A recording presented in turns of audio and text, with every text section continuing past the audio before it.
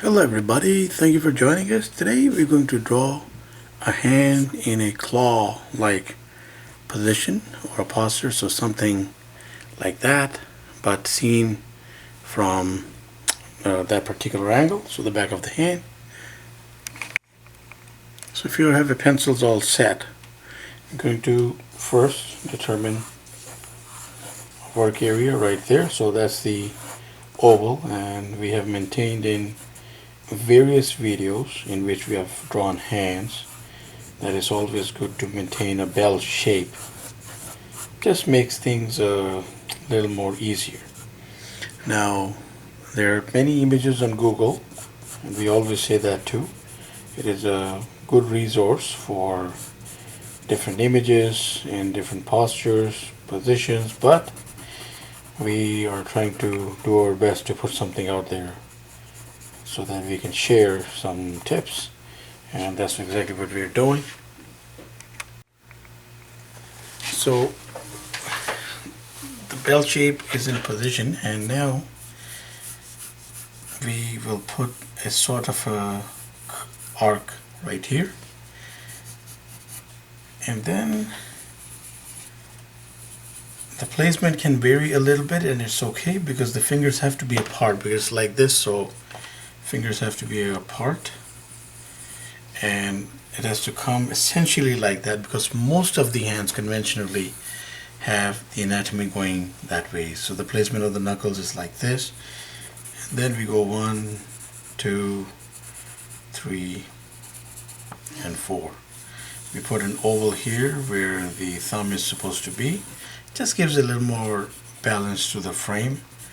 And 1 and 2. So if you see closely, it sort of looks like a hand already, and what we're going to do is use this guy to put some line work in around the frame. So we also maintain in our different videos that it's always good to draw the fingers in form of sausages. It helps. So 1, 2 in this case. There's foreshortening and there's perspective. So, and we'll get to that in a second. Well, one of the elements is right here. So if you see the interjoining ovals here, right here, so that will be behind this one when we put the lines on top of this. And then we do 1, 2, 3, because from this angle the finger is appearing like bent like that. So 1, 2, 3, that being the farthest, this being in the foreground. Again, 1, 2, and 3. 1, 2, 3. And here, right here, characteristically the smallest finger is usually pushed right out when there's a claw-like posture position or going. 1, 2, and 3. So now we are going to grab ourselves a darker pen and put in some lines.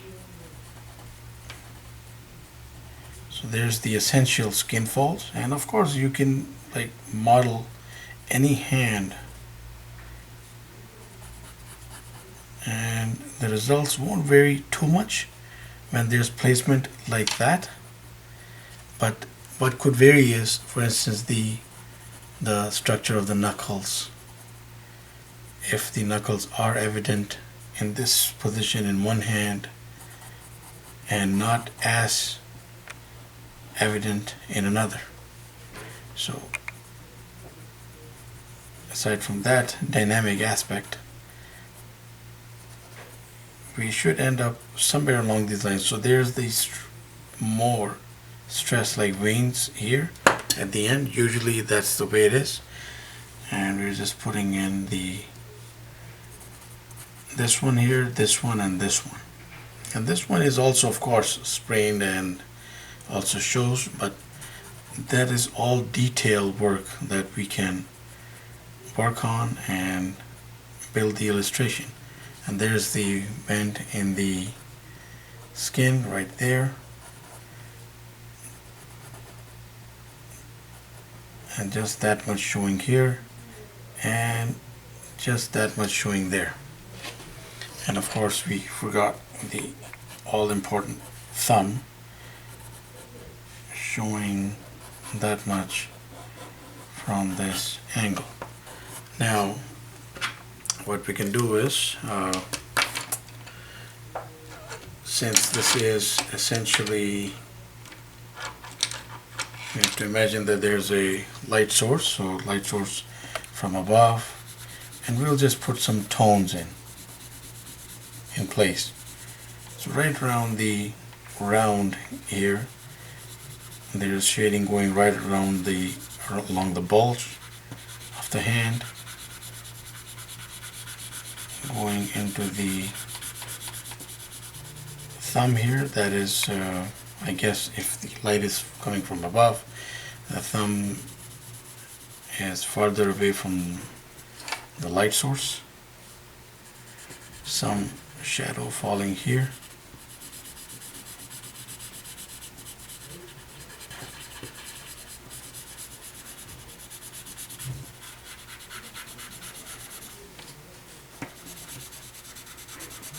And there's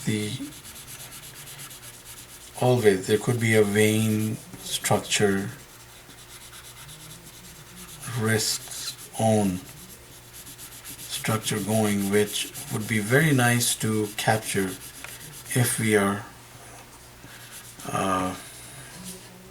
working on a particular hand and not just a generic image. And it would be nice to bring out all those different characteristics, because that's what makes it really makes the illustration stand out. It gives it a unique edge when we actually base the illustration on a real person's anatomy, and it's a very recommended practice, particularly for something like hands.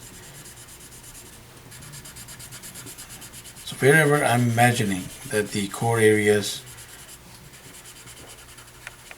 are away from the light source, throwing in that bit of a tone, for instance right here,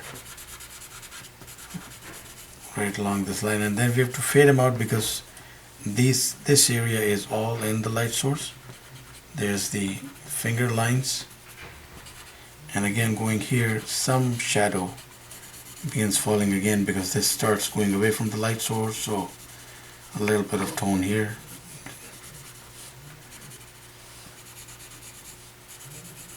A little bit of tone here around the knuckles, yes, to highlight them, around that vein structure for sure.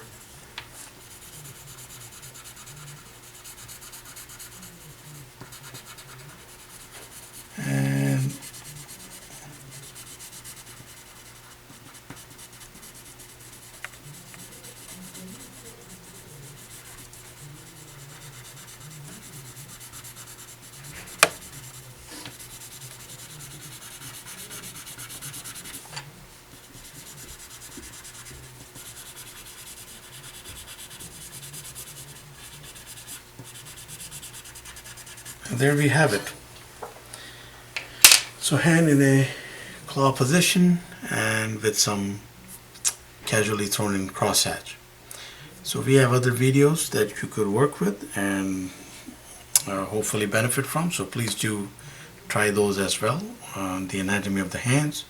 We put out content every day, so please do subscribe, do keep in touch, let us share ideas, let us all keep on watching, And till the next video, have yourself a wonderful day.